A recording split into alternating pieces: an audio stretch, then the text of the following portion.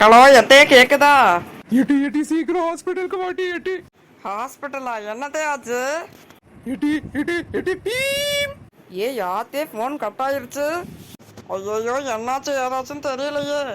ஹாஸ்பிட்டலுக்கு வேற வர சொல்லிச்சு கிளவி. என்ன பிரச்சனையை இழுத்துட்டு வந்தாரோ அவரு. எந்த ஹாஸ்பிட்டலுன்னு வேற தெரியல. ஐயோ இப்போ நான் என்ன பண்றது? சரி ட்ரெஸ்ஸை மாத்திட்டீங்க, பக்கத்தில் இருக்கிற ஹாஸ்பிட்டலுக்கெல்லாம் போவோம். எங்க போய் எந்த பிரச்சனையும் இழுத்துட்டு வந்துச்சுன்னு தெரியலையே.